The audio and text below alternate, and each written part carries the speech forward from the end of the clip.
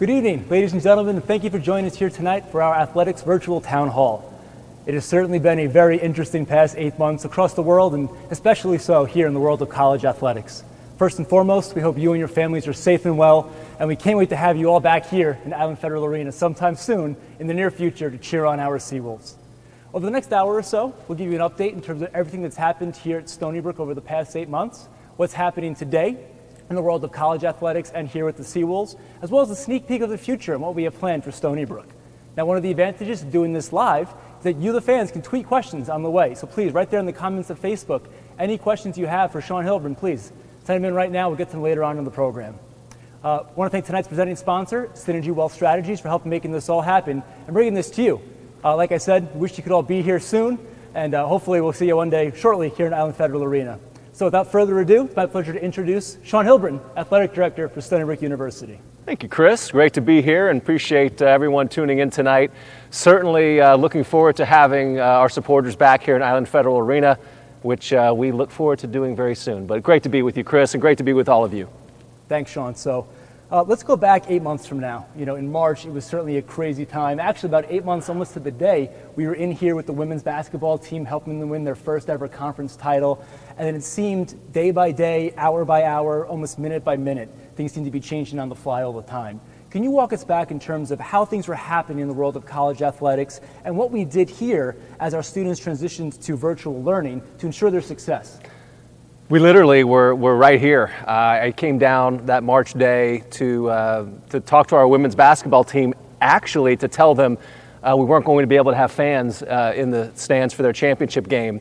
And it was really a bittersweet moment because we were competing for our very first America East title.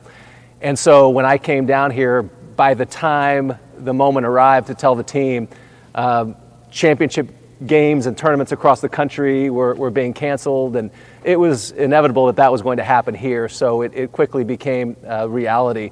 So from that moment on, everything happened, very quickly in terms of campus shutting down. And from that point on, we didn't know how long the shutdown would be, and it made it really difficult for all of us to try to process and plan. So we thought it might be 2 weeks, it might be a month, and certainly as time went on, we knew it was going to be a longer period that we'd be away. So everyone had to snap into action, really, from campus to our staff as students moved to remote learning. That was a huge challenge and undertaking for our campus, and I have to give a ton of credit to our academic staff and everyone that works within student-athlete development. But really, Chris, it was our athletes who rose to the occasion. Imagine the disruption. One day you're training, you're having social interactions with your friends. The next you're home, really unsure about what's going to happen next. So moving to distance learning, not being with your teammates, not competing, and for a lot of our sports, they were in the middle of their competitive seasons. So we quickly had to scramble and then start to turn our attention to planning to come back. And so from that March day, I think we all were just trying to process and deal with it as best as we could. But really, as we got into April, it was going to be a much longer period of time. And so our attention started to shift to how we come back and how we transition back. But that was one of the most difficult days, just standing right here and talking with our women's basketball team. And can't wait to have that conversation, though, celebrating a championship back on this floor.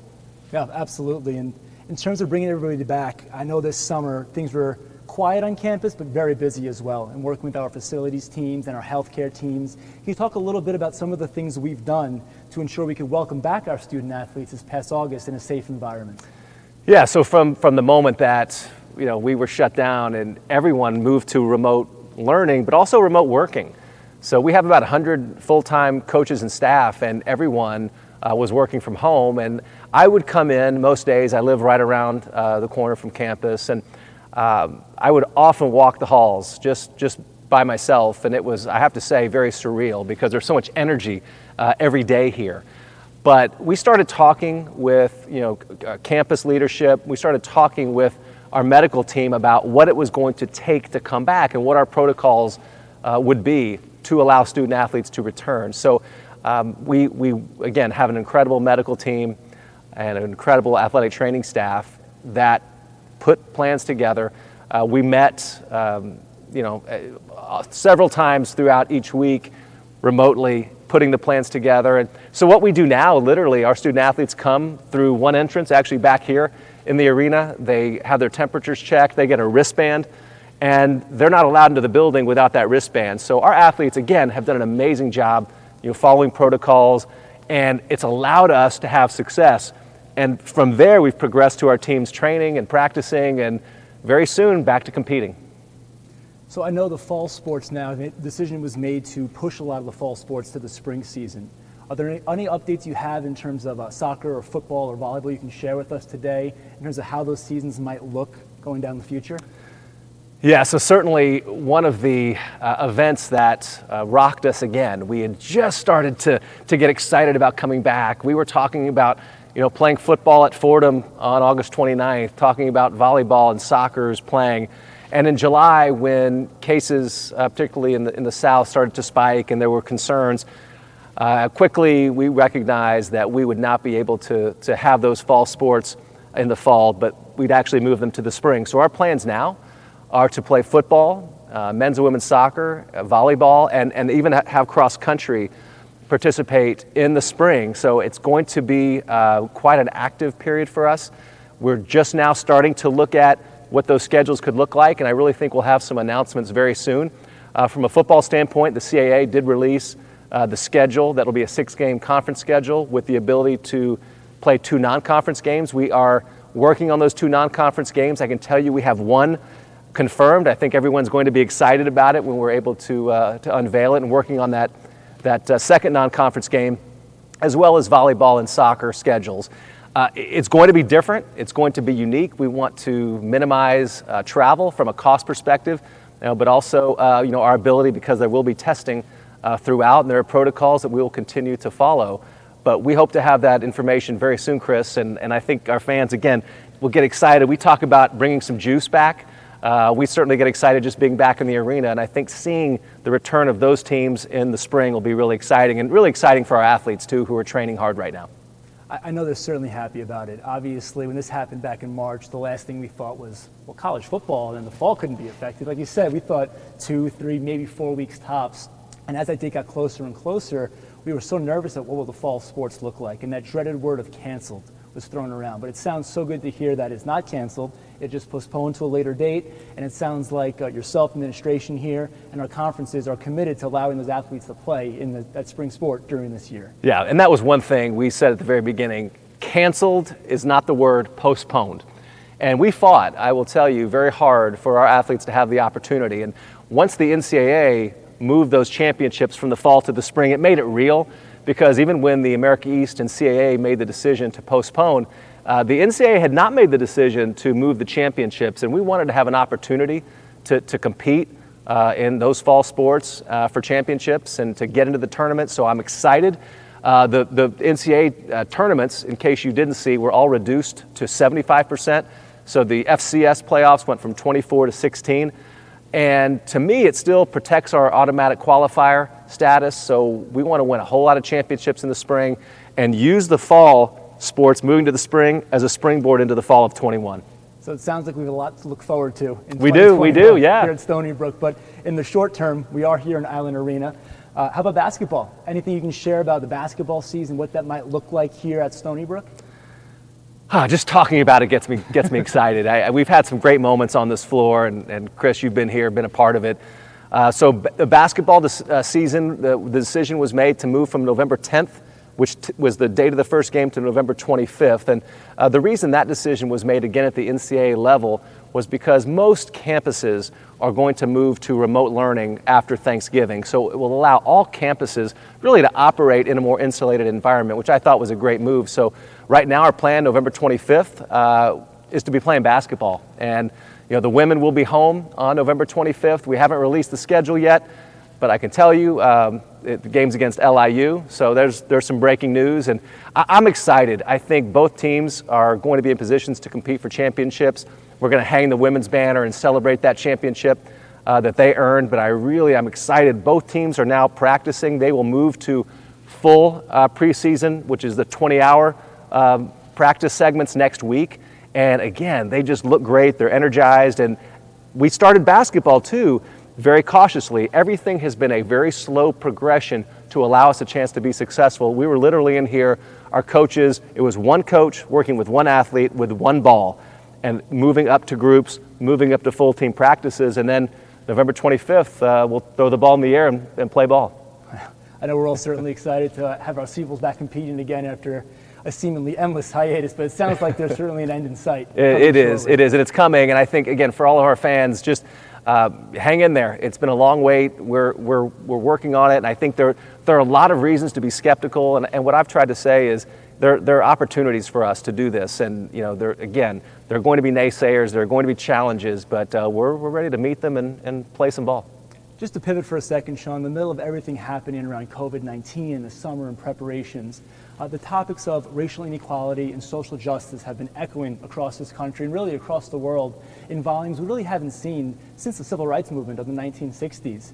And I know you were very deliberate in taking time to bring us together as a staff to talk with our student athletes and ensure that we all have the opportunities to discuss these issues. As a whole, anybody could share what they wanted to share and really make it a point that we didn't hide behind these topics, we addressed them head on. Can you talk a little bit why that was so important to you to take that time to bring us together and really dive into these issues as a department? Sure. I thought, over the summer, again, we were not together. We were dealing with just trying to keep our student athletes engaged, and I was very concerned about the mental health of our student athletes and really for our coaches and staff. So much of what we do is tied to our identity. And when George Floyd was killed, it set off certainly an emotional wave, throughout the country and really throughout the world, but really in our department. And for us as a department to talk about these issues, I feel like it's something that we've always been very involved in. We have a Black Student Athlete Huddle that's very engaged. We've sent athletes to the Black Student Athlete Summit in Austin for the past 3 years. And I think, though, it rose to such a level where we had to address it, and whether it was with staff meetings that we had, now again, we were still doing them virtually, I met with each team and the coaches allowed student athletes to express themselves. And I think that was really enlightening for a lot of people who, again, it's easy to sweep some of these issues under the rug. It's quite another to meet them head on. So as we talk about racial inequality, those problems aren't going away just because we've talked about it. So we continue to keep it front and center.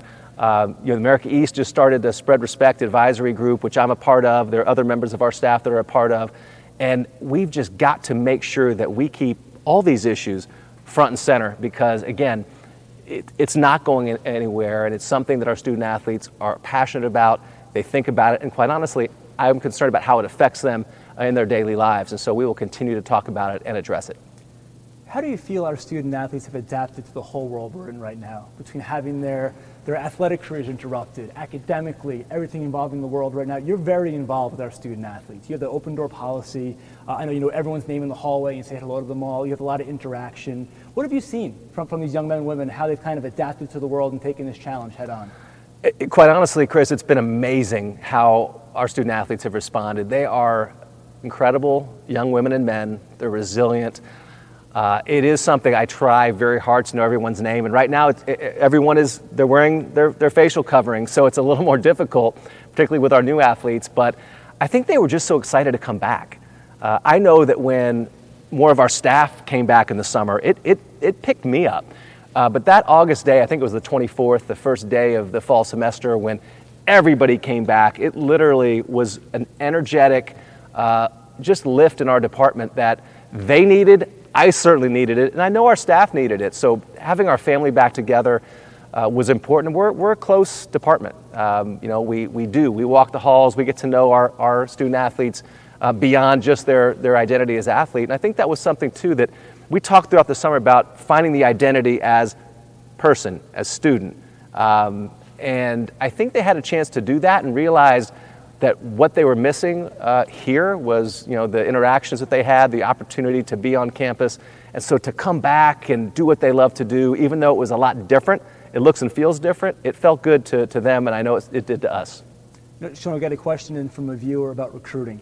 The NCAA recruitment process can be quite a bear. Yes, for the first time yes. parent or high school athlete going through that. Can you talk a little bit about how the industry has shifted a little bit and what they can do now to make sure they're being compliant and help get in front of the coaches and administration at prospective schools?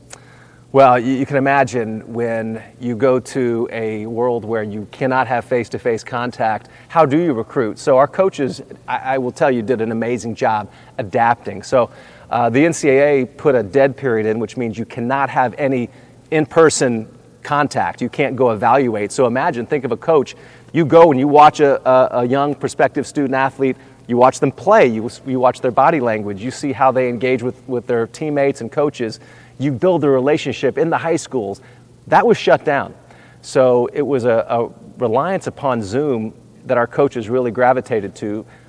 I feel for the student athletes. So, for all of you young student athletes out there hoping to get recruited, this is an opportunity for you to still connect with college coaches.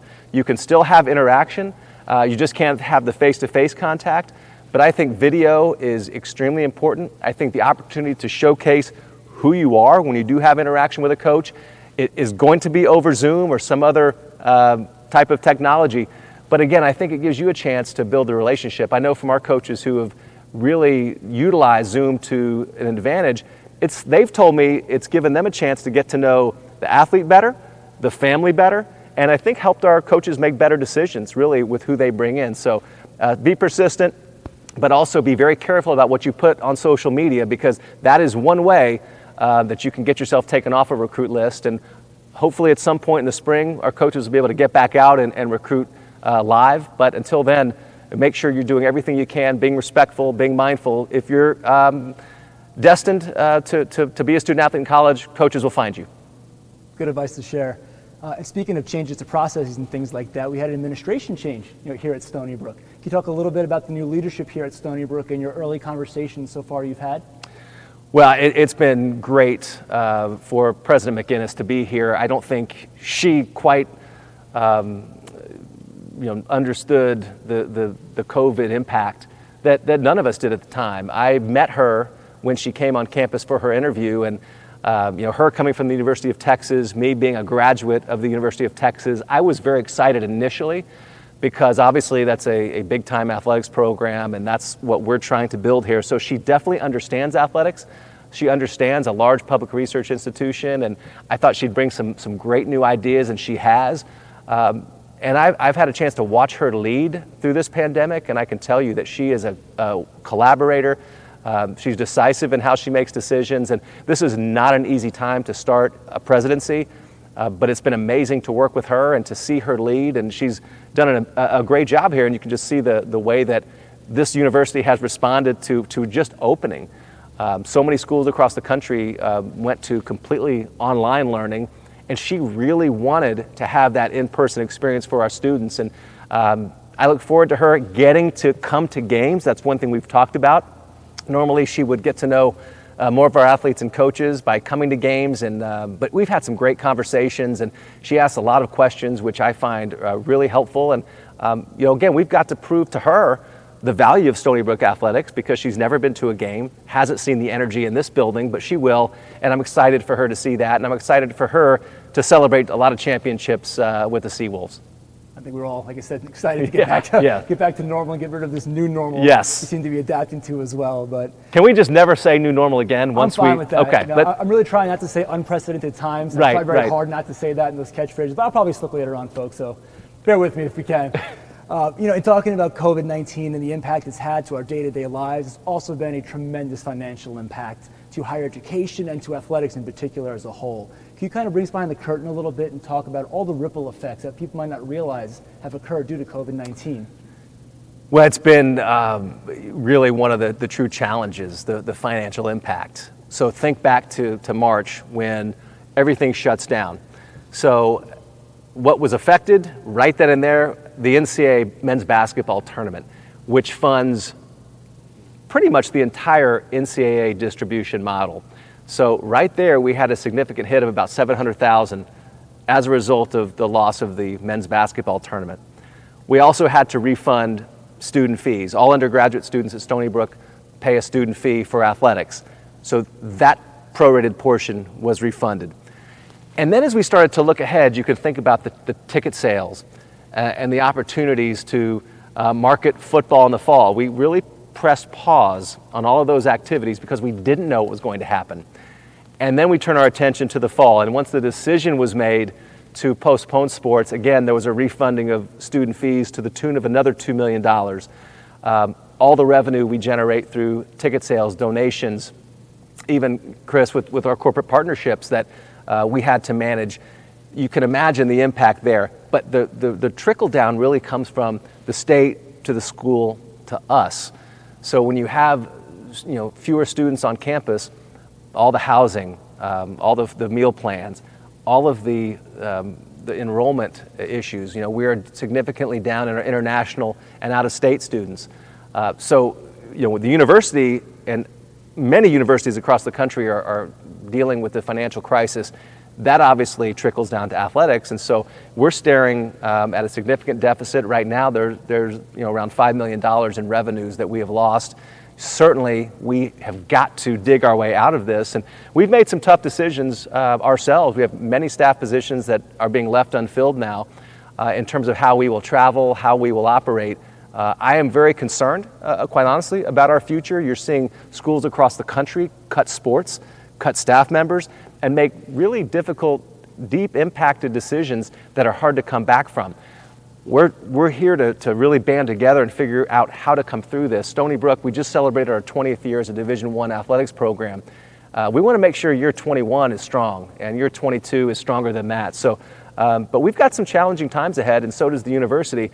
But again, going back to President McGinnis and her leadership, I have a lot of confidence in her and all of us coming together to figure out how to get through it and come out stronger. But it won't be without its challenges. In response to obviously all the impacts you just touched on, athletics has launched the Believe in the Seawolves campaign. Can you talk a little bit about the ideas behind that campaign, how that name came about, what you're hoping to do with that campaign? Well, it was really readily apparent that we needed to engage in some type of fundraising initiative. We've done so much with facilities, with scholarship support, but there were going to be some clear holes that we were going to have to fill through private donations. And again, there are only so much to go around in the state allocation, and we took another hit in that this year. So we needed to come up with a plan and a strategy to really articulate the need, to show all of Stony Brook and our family and that have given so much to us over the years, where the needs are and what we need to do to come together to protect what we've built. So the idea behind Believe in the Seawolves, and our staff can tell you, we kicked around all kinds of different names, and I talk a lot about belief, and we've got to keep believing, and so it came to us, Believe in the Seawolves, and that's really what we're asking people to do. Believe in us, believe in our student athletes, believe in our value to this university and this community. And if we get people to do that, to get behind it and support us financially, we're going to have a chance to come out of this stronger. And I think that's where this idea, it's more than just a campaign. I'd like it to be a movement. I'd like it to be a source of energy that we use to catapult us into the future. And we're going to continue to update our community about what we need, about what we're doing to mitigate this challenge. And I think being transparent is something I've tried to do since March, and always, but really since March as we've gone through this process. We've had some hard conversations with our coaches and staff. There are more hard conversations coming, but I also think the goal here is to be transparent with our supporters as far as what we really need to do to not only thrive, but quite honestly, Chris, survive at the level that we've grown accustomed to. As much as the focus I know is on the right here and now, I know you're always thinking years ahead. When you first came to Stony Brook, you laid out your 5-year plan, which included things like challenging Power 5 opponents and scheduling and winning conference titles. Can you kind of give us a sneak peek on the next 5-year plan? I'm sure it's kind of put on the back burner with everything going on right now, but what do you see as the future of Stony Brook athletics over the next 5 years? It's a great question, Chris, and it's one I think about all the time. I'm in year 7 at Stony Brook, which is hard to believe, but I still have the same objectives as I did when I came here, and that is to take our department to new heights. And it's not to take a back seat to anyone. It's not to press pause simply because we're facing a challenging time with COVID. We want to continue to push. We want to win championships, and quite honestly, a lot of it has to do with what happens right in here. We need to hang more banners from our basketball teams, period. We know the exposure that the basketball tournaments get. We know how much our fans love cheering our teams on in here, so we need to be successful. But we also need to be successful in football, lacrosse, which is so important to Long Island, and I think create this comprehensive program that just expects success. When we won our first Commissioner's Cup 2 years ago, it was something we talked about doing as a department. We did it, but now we've got to take that next step. And it really, Chris, it comes down to winning. It comes down to managing our resources the right way, being smart and financially sound. I think we can do that, but our expectations have got to be higher than everyone else's, and our goals higher, and I think we're on a positive trajectory. But again, this period of time, I told our staff at the start, it's going to be a bumpy ride, but if we can hang on, we'll get through it, and I think we'll be able to come out. Right now, just as an example, we've been able to train relatively uninterrupted, and we're going to be at an advantage when I think the ball tips here on November 25th, but even how our football team is prepared. Some of the impact transfers that we have, the ability for our team to get better, I really think our coaches have used this time from the summer on to get better in every aspect, and I'm looking forward to seeing that come to fruition when we're back competing. You just mentioned advantages, and we just saw a sneak peek, a nice aerial shot of that beautiful new indoor facility. You called it a game changer, and now that it is finally open, able to be used by our student athletes, I know Coach Spallina, women's lacrosse, almost credited their win over Syracuse because they had that facility to practice in here. How important is that to a school with our geography and our level to have that facility available? Well, having the indoor means everything, and especially this year when we're going to have football playing their first game February 20th. We're going to have the lacrosse programs back in January, also training. So it is a game changer. It gives us a chance to train regardless of weather. We needed it. It was one of the first needs that I identified when I got here, and certainly it was something that the staff here had talked about. But to have it and to see the pride that our athletes have when they're in it, when they're using it, I do think it gives them a lift, and there's no question, Joe's 100% right. I mean, our ability to train that week leading up to the Syracuse game when we went up to the Dome, and really gives me goosebumps thinking about that moment for our team. It is a game changer, and it will continue to be for us. And again, it puts us, we talk about next level, that is one moment that put us at that next level, and so we got to continue to find those moments and those facilities that allow us to do that. Yeah, it really is in this area to have that facility. I remember when I was working as a student worker here, getting out and shoveling the field off and that's things like that, so it's quite nice to have that as well. Folks, today is Giving Day here at Stony Brook, and we do appreciate all the work you've done to help us get there. As Shawn mentioned, we may be down, but we're certainly not out. It's a bit of a valley right now for us, but we're asking all of you who are able to contribute what you can to help us get there and keep bringing you what we love to have here at Stony Brook, having you out here at our games. And this time of year certainly is it's a little depressing for me when the leaves get brown and I'm not out at Laval Stadium with soccer and football and tailgating, but it will be coming soon. So far, we have $130,000 contributed already as part of our campaign. We're looking to just get that started, keep that number rolling, so anything you can do to help us on our way is greatly appreciated to get us back to where we can finally be.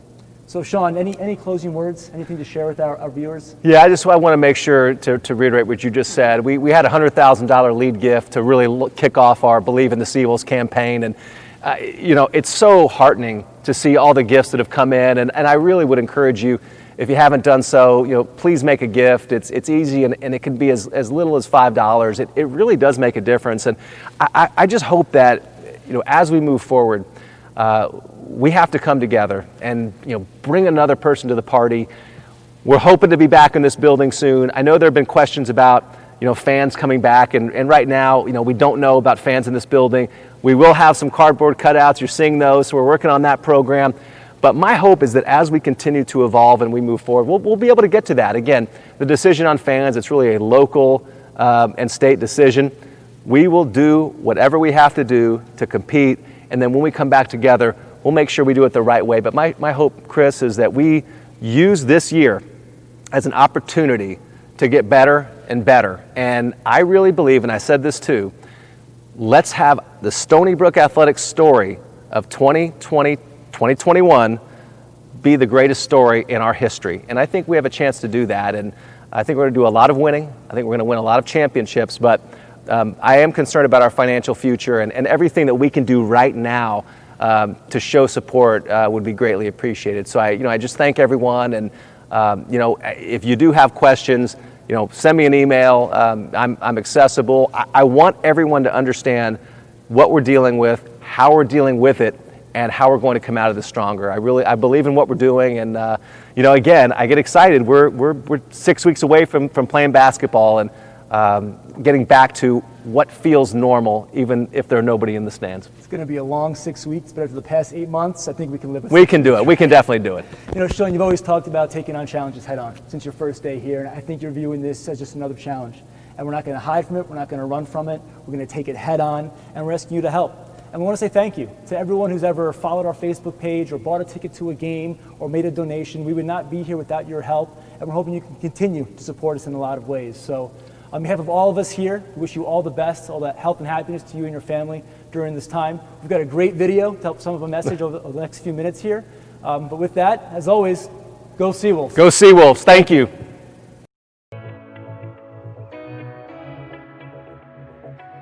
I came to Stony Brook more than 6 years ago because I believed in what we could be: an elite public research institution and elite Division I athletics program. Edwards swinging a miss, and Stony Brook, you have shocked the world. The Seawolves are headed to Omaha. We've come so far over the last 60 plus years, and as we have grown, so has our national prominence. Locally, we take great pride in being Long Island's team, and our local community has responded by rallying around our Seawolves. You have watched our young men and women create magical moments that have elevated Stony Brook's status on the national stage, moments that were the product of thoughtful campus leadership, smart and talented people, and most importantly, belief. Belief has carried us to new heights as a program, but today we find ourselves in a new fight for our future. Since COVID shut down college sports in March, we've been tested in ways that we could have never imagined. However, at Stony Brook, our capacity to face a challenge head-on is among our greatest strengths. Despite the disruption, we persevered. Our student athletes posted the best GPA in our history, and our coaches and staff found creative ways to maintain our momentum. As a university, we all took pride in the tremendous response of our entire campus community. From our doctors, nurses, and healthcare heroes at Stony Brook University Hospital to our world-class faculty. We have always done more with less, doing what is hard in order to achieve what is great. That spirit will continue as we pledge to utilize our resources wisely and deliver maximum value to our university and our community. It has become abundantly clear, however, that the financial crisis threatens to jeopardize everything that we have worked so hard to achieve, and we need to ask for your help to keep the Stony Brook momentum going. Severe shortfalls in our revenue streams have forced us to evaluate every aspect of our department, and we need your help to protect it. The reduction in state allocation, student fees, and ticket revenue are projected to exceed $5 million, jeopardizing all the progress that we've made together. Our mission is to positively transform the life of each student athlete, and now we ask you to join us and support our mission moving forward. We are determined, we are resilient, and now more than ever, we are asking you to believe in the Seawolves. I'm asking you to join our cause by making a gift today so that we can continue to provide transformational opportunities for all of our student athletes. I thank you for your support, I thank you for your loyalty, and I thank you for believing in the Seawolves.